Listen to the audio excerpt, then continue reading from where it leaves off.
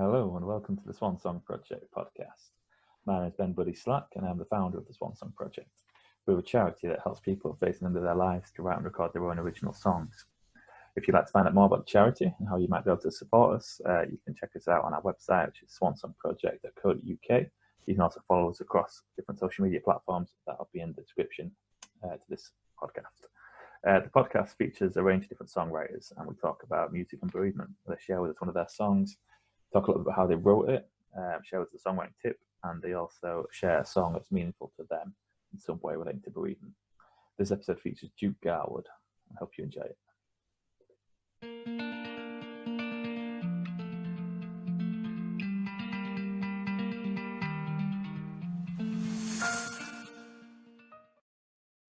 Sure thing. Okay, today I'm here with Duke Garwood. Thanks for joining me, Duke. Hi, thank you. Thank you for having me. Yeah, we look forward to talking to you. I've been a big fan for a long time now, so this is, I'm excited about this conversation. All right, thank you. If anyone's seen these podcasts before, you'll know we do them in three sections. First, we're going to have one of my guest songs, and then we're going to talk a little bit about how that was written. Section 2, Duke's going to share with us a songwriting tip that might be useful for new songwriters. And then Section 3, we're going to talk about songs meaningful to Duke in some way relating to bereavement. So I'll ask you to introduce the song you recorded for us, Duke, and then I'll chop that video in. Sure thing. Yeah, that song is called "Sing to the Sky." It's off Garden of Ashes. I wrote it a long time ago, but it's one of them. It's an ethereal little number. Probably the simplest and quickest I have.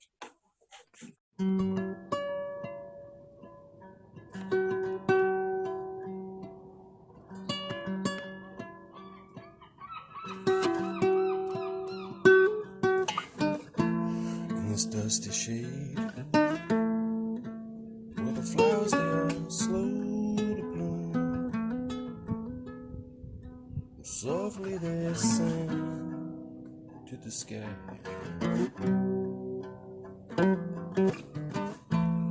So I was mad in a stone for my soul. Softly I sang to the sky. In this half light, well, the souls they are slow to bloom. Softly they come to the sky.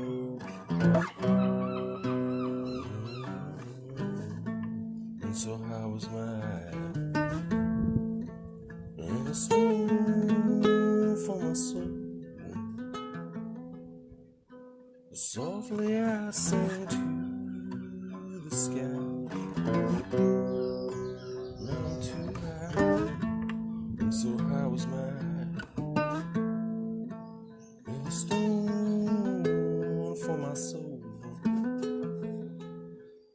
Softly I sang to the sky. To the sky.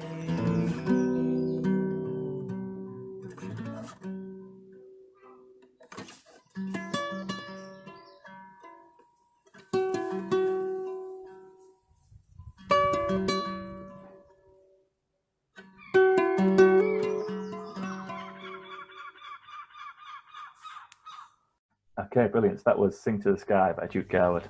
So yeah, what can you tell us about writing that one? Well, that one, it started out as a piece. I was writing songs for Mark Lanigan for our first record. And that piece came up, but it was more like just a pretty guitar piece, but it was very much one of those ones that comes instantly. And luckily, because I was recording at the same time, I was able to catch whatever it was that one had. I've lost that recording now.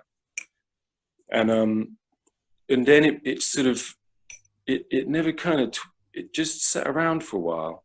And then it became a song. And it became one of them songs that was like, I don't know, they can be as short as you like or as long as you like. You can switch the words because they're all interchangeable because they all kind of mean the same thing. Mm. And it was a song that then took on, once it was written, took on more meaning. A lot for me with regards to this. I was in Madrid, and my special auntie died. She'd been sick for a while, and she died. And we had a show that night, and it was a big show. And I remember like going out, or like I had to get a white shirt because all my clothes were black, you know. And I was like, I don't want to wear black today. I found a white shirt, and I remember I played that song that night. I hadn't really played it at all on that tour, live at all at that point. But none of my other songs made any sense, you know, to sing in that feeling I was having. Because this is someone who I'd known, who kind of raised me with my mom, one of 3 women who did. And yeah, it's suddenly that song, it kind of touched all the right things, you know. And because, you know, the thing is, when you're feeling so much grief, you need something that's going to put you, so you've got feet in both worlds, you know, so your emotions can flow without, especially if you're in public. And breaking down on stage is one thing, but you don't really want to put the audience through that experience. So you have to straddle both places, you know. The tears can fall, but they have to be musical tears. So anyway. Yeah, that's really interesting. So you say originally you wrote it intending for Mac to sing it. Was that the initial plan, or was it just the idea came then? Like the little guitar piece, I was like, oh, that's so nice. Yeah. And that's what I was doing at the time. That was my compartmentalization. Everything I was writing at the time, I was sending to LA, to Mark, you know, to listen to.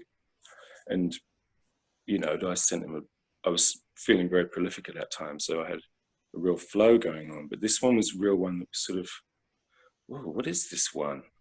Like, it's strange. So I sent it to him first, of course, but then I don't think it was one of them ones that passed him by. Yeah. So they came back to me. It was nice that way. And then it was my song. Yeah. It feels like it kind of, you know, almost like it had that purpose of being there for you when you needed it. Then, yes, that's right. It is one. Yeah, it's like a touchstone song, which is why this morning, in my sleepy morning mood, I was able to access it again, you know, and play it. Because it's a really difficult one to play because it's so sleepy. And in a sense, you have to be in exactly the right mood to do it. Otherwise, it's just the kind of chords and some voice, you know, some vocals that may sound a bit peculiar. Songs are weird like that, aren't they? Yeah, something you've got to really give them the respect they deserve when you play them. Yeah, man. Yeah, it's a beautiful little piece. I like what you said as well about it being a short one, and sometimes it's like you can fall into routines, I guess, of songs being a certain length and feeling the need to write extra things. And sometimes you just, like you said, you just realize that's it, that's the song. It doesn't need to be you don't need to write any more to it.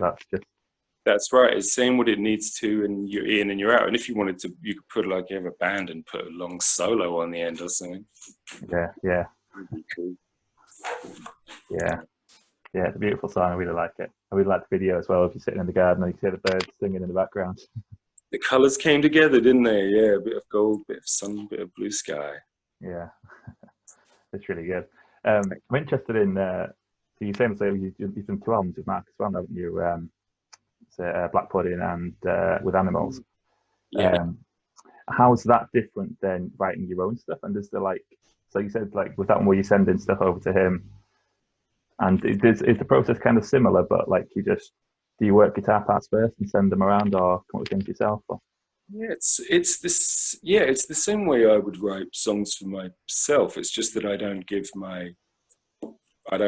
then have the pressure of creating lyrics and melodies for them. Mm-hmm. I can feel a little better after a while, you know, working with Mark. I could feel a little better what would trigger his vocal or trigger his, you know, spirit or whatever, and things that wouldn't. And once you know that about someone else, you can really start to work with them, you know. And then of course it meant that songs that would have been mine would then immediately, I say mine is the wrong word, songs that would grace themselves, you know, into my moment. Then they would tend to be like quite automatic, you know, and quick or slow. And then ones for him, it was like they were free to him, and then I enjoy them just strictly as a instrumentalist, which is a really nice actually, without the pressure of singing. Yeah. With a great singer like that too, you're in different hands, you know. He's such a great singer. Yeah, he's phenomenal, isn't he? Yeah, I guess that the balance, like something that's come up on a few of these podcasts, is that like embracing collaboration is so good for everyone, really. That it was something I used to be very nervous about early in my songwriting days. I guess it was worrying that everyone else would think my ideas were stupid when you're working with them. But then once you kind of get past that and start, like you say, it takes the pressure off if you're just writing one part of the song and you can get someone else's input on it. It's a lot when you think about it. Yeah, you trigger impulses in other people that then they can then surprise you back, or it may go to a third person. It's all very good, especially when you relax yourself into knowing that kind of people have been writing songs for so long in humanity now. There's probably only a certain few kinds of songs, you know, that truly resonate, like with the body and mind. And you're allowed to, you know, you can access any of them. You know what I mean? They're all there for everyone to access, and they will then interpret the thing. And you don't have to be under pressure to kind of make some kind of new song, because you are making a new song. It doesn't have to be a new thing, because it's a song, and songs have a special place. They don't have to be like bebop, if you know what I mean. You could make them like bebop if that's what moved you. But you know what I'm saying, like for everybody, it's their song. And therefore unique to their template and their experience. Anyway. Yeah. Too much coffee, maybe. No such thing. Coffee. You do that. I was going to ask you about, you have a very distinct guitar style. I was going to ask you about how you kind of came to that, like what were your guitar playing influences, and is there a particular way you think about when you're structuring your guitar playing? Well, no, interesting. No, I just kind of try and manhandle them the way I can physically. I'm very inspired by flamenco players, and you know, I use all my fingers. I don't use plectrums. I find it I can't seem to make a very good tone with plectrums. I can always hear the plastic clicking away. Some guitar players are great with picks, you know? But just fingers and relaxing. And lately, I bust my thumb really bad in January. And since then, it hasn't worked the same. So I had to change my technique again and use it sort of less, the thumb itself. And that's been really nice. But yeah, guitars, yeah, I mean, I would say to him, I was saying to my friend's son, who was really frustrated with the guitar, and I said, look, the thing is with the guitar is you will always be a beginner. Every day you wake up, pick up your favorite guitar, whatever, you're a beginner again. I think it's the same on all instruments. It's a fresh day. You might have some technique and this and that, but you shouldn't really let yourself worry about these things, because if you want to be a virtuoso, you either are one or you're not. You have that kind of temperament. That's a different thing. Instruments, you activate them, you press them, you pluck, or you blow it, or whatever, and they activate. That's how I see them these days, especially with my hands getting so like stiff and I can't move like I used to. So now I have to be like, well, I'm a beginner every day, you know. Find a new way to make it work for you. Yeah, just make it work. Yeah. Such a treacherous instrument on the guitars. They're treacherous, you know. They're never the same way twice anyway. Yeah. I think kind of links to what you're saying about the songs then, is that like with instruments, it's great to find your own way of doing it and find your own voicing and way of playing, rather than just imitating someone else's style and playing. That's the new thing is, that's what I'm excited about, seeing, you know, what happens with new music in the world all the time is yeah, just people just kind of grasping it, you know, and accepting the resonance that you have with the universe. And that, I mean, that gets cosmic. But then if you narrow it down to the fact that if you pick up an instrument and you activate its sound, as soon as you're doing that, you have entered into the cosmic frequency, if you like, or the universal frequency. And then anything can happen there. You're open, you know, you're wide open. And like I say, virtuosity or great skills, they don't mean anything anymore then, because you're either interpreting or you're not. If you're relying on your technique and memory, you're recreating something, not creating something. Even if what you're playing and naturally maybe just like something else, like I was saying before. It might be, you know, Blue Moon or whatever. Play Misty for me, that you're making again without realizing it. It's cool. You own it. And you don't. No one owns it. It's just more of a kind of expression. That's how I see it these days. I find it more simple like that. And also then you don't have, your ego doesn't get in the way about, say, whether you're a good or bad songwriter. You know what I mean? Because what is that anyway? I don't think I'm a particularly good songwriter because I don't use middle eights. I can't really get choruses. My things tend to be quite a thing and a thing and a thing. I don't, you know. So in terms of songwriters, yeah, I'm pretty probably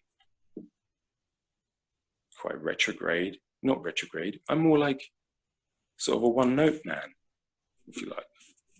I think that's cool too. Yeah, I think it's that thing that it's authentic, isn't it? I could say your songs are authentic. You know, this distinctive thing, which is the Duke Garwood songs. And like you say, it's not like there's better or worse songs. It's that there's space for all of these different styles, and you've definitely found your own style. I think, which is what I think the goal of a lot of artists is, isn't it? Is to create that. Yeah, find your space. Yeah, and sit in it and find the chair, sit in it, and be comfortable in your own skin in that. Or I mean, whoever is. Sometimes we're comfortable, sometimes we ain't. But at least, yeah, just feel it for yourself. Do you have any? I was going to ask you if you've got any tips on what you were saying then about getting into that zone when you're playing. I think I know what you mean. I was wondering if you could say more about how many tips about how people might access it. If, you know, like, so I think what you were saying is, you know, when you start playing and you're letting something just come through you rather than you control what you're playing. It's sitting in the right, finding the space whether you need complete privacy or you need the right time. It's also recognizing the right times. Morning is really nice, like almost like first thing. You get instrument, get comfy. That's a really nice time, actually, the morning. And sometimes the day isn't so much. Afternoons can be tricky. And never force yourself. Never think, oh, I must play, I must write. Unless that's really what tickles your thing. And you know, some people work with that kind of motivation, but yeah, like just let it call you over, whatever your instrument is, let it call you over, you know, and then that's always a route. That's a nice route in. Yeah. I like to at certain times as well. I tend to find if I'm really tired and I play, I can get into that zone easier, I guess, because then I'm not thinking as much. If I pick up my guitar and I'm quite tired, sometimes I'll just find myself drifted into that. And I always think it's like time just disappears completely when you're in that zone, doesn't it? It's beautiful, yeah. Like me and flow state. Yes, in the flow state. In the flow state, that's it. Yeah. And it's good because then, I mean, if you can tune your life into the flow as well, then that will really help with being able to write, you know, with just feeling easy. And also sometimes you do, especially, and that's the other flip side of that coin, when you might have found something particularly tasty and you've logged it in and you've caught something and you need to remind yourself where your fingers are, things like that. And you've got it.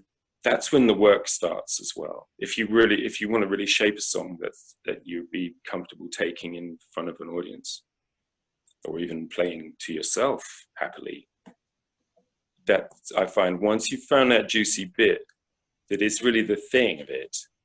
As long as you play that, the song's there.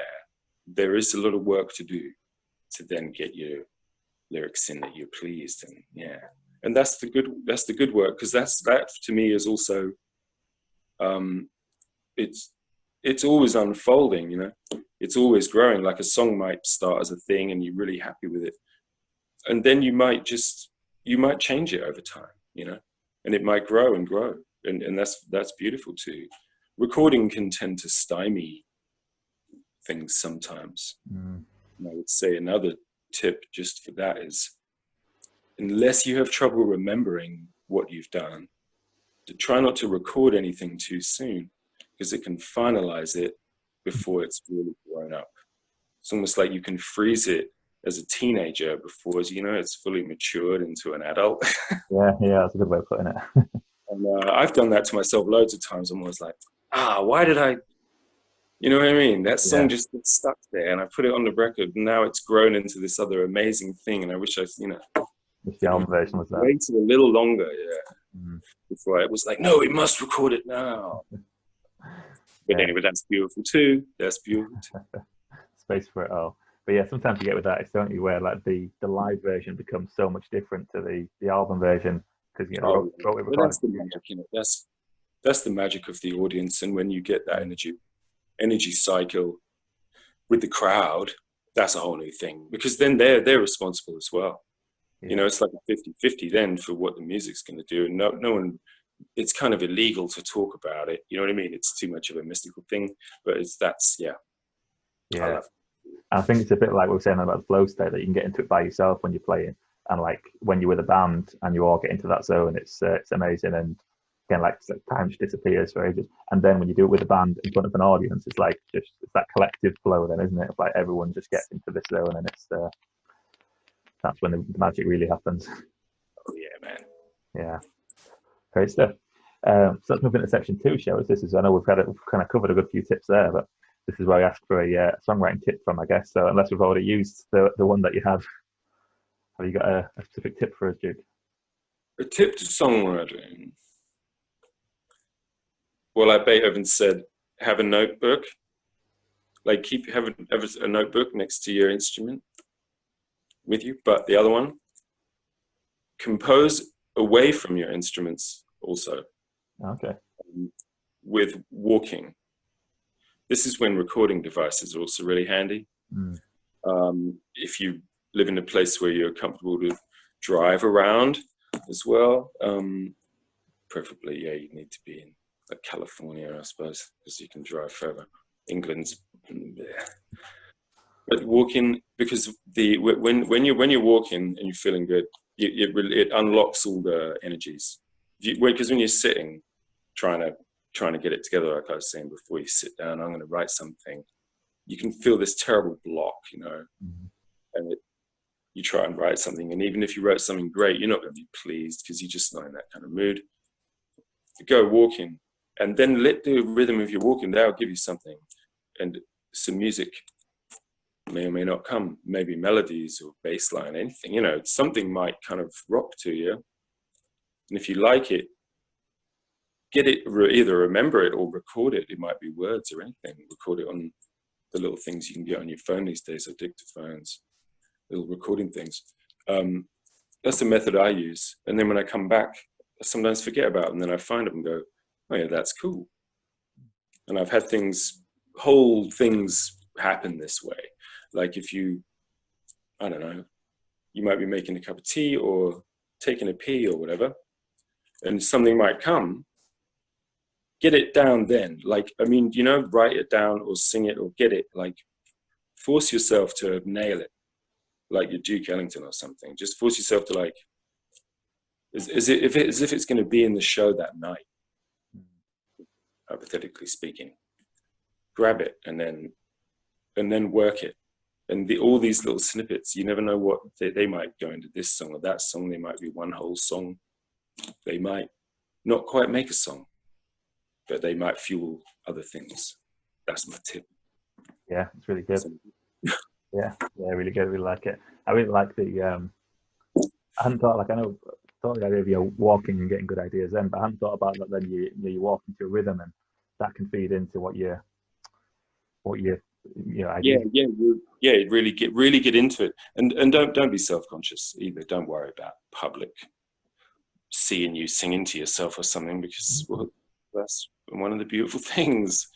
Everyone should be singing all the time, really. Yeah. Dance. I guess it'd be nice, especially doing that in the countryside and stuff, where you're not like, worrying about crossing roads and stuff. You've got a nice country road. Being like, don't be trying to. Well, also, it used to happen to me in London.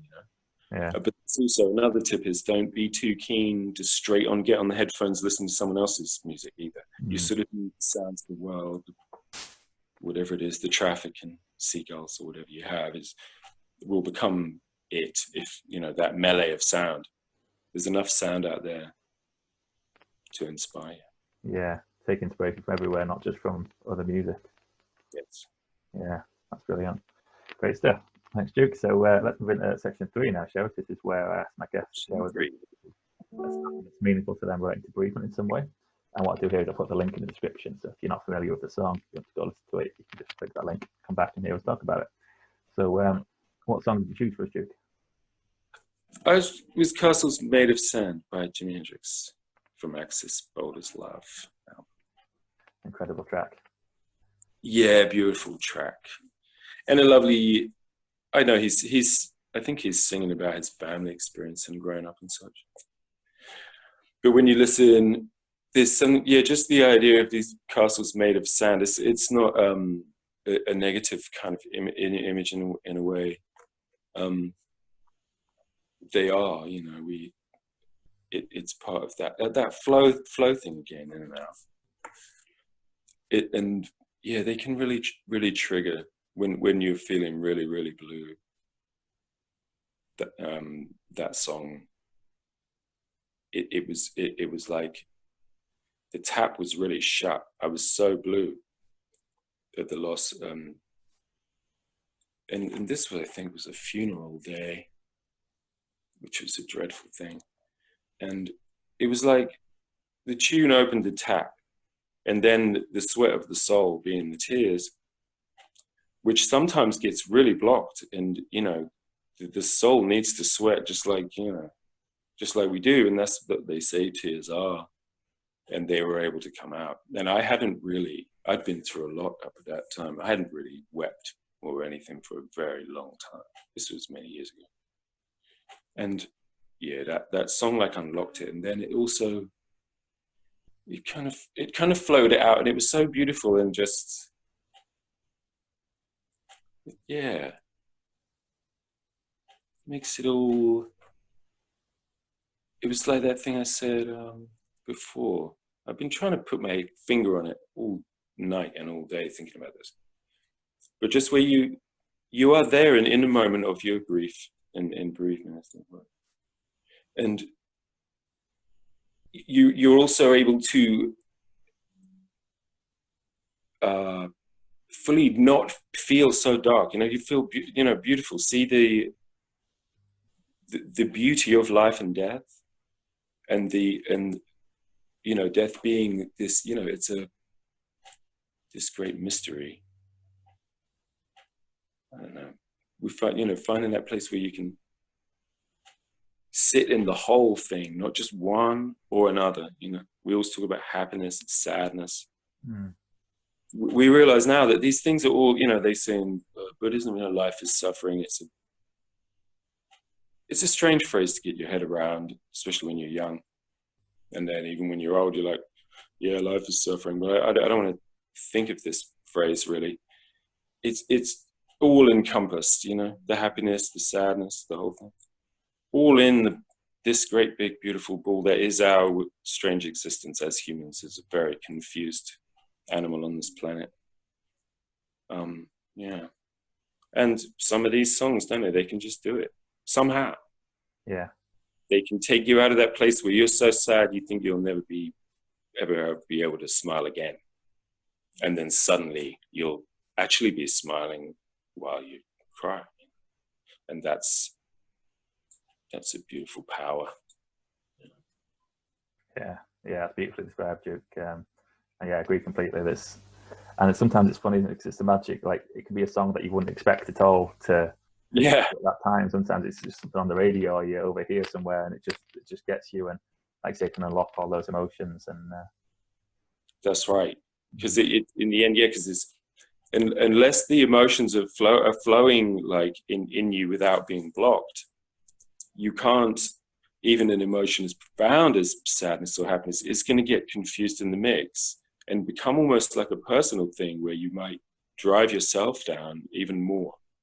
And that's yeah, that's when music can just, I mean, what is it like? It's almost like a reset button, isn't it? Like an instant kind of, we need those. We need those, don't we? Yeah, definitely. It's definitely got some magical quality that gets through different barriers that sometimes words can't do and thought can't do. That's right. Yeah, that's right. Music's the way through. And even, yeah, and the words can, yeah, the words might not have anything to do with it as well. They might be singing about something else even. But that's the mystery of words, especially in the English language. So interpretable, isn't it? Yeah, definitely. Brilliant. Yeah, well, thanks a lot for your time, Duke. I really appreciate it. It's really nice talking to you. Thank you so much. Thank you, mate. And you just got a new album out, haven't you? Well, I did. Yeah, I put out a thing called The Bliss of Myth. It's a real beautiful labor of love, like a thing I put together. And that's, if you go on my website, you can just click it. You can download it straight into your device, just like that. Cool. I'll put a link in the description for people to check it out. Cool. And, Yeah. Really recommend checking out Duke's back catalogue as well. Some stunning albums in there. And hopefully it's not too long before we can see you on the road again. Yes, mate. I hope to see you up there. Yeah, we were hoping to have seen you at the Brudenell in May. You were going to be there, I think, weren't you? Were you going to be there with Mark then? Oh, yeah. Yeah, we're going to be doing it. We will. Yeah, hopefully. I think it has actually been rescheduled for next year. I think I saw that. So, fingers crossed. Yeah, fingers crossed, bro. Yeah, mate. Cool. Thanks a lot, Duke. And thanks for tuning in, everyone. We'll be back with another episode soon.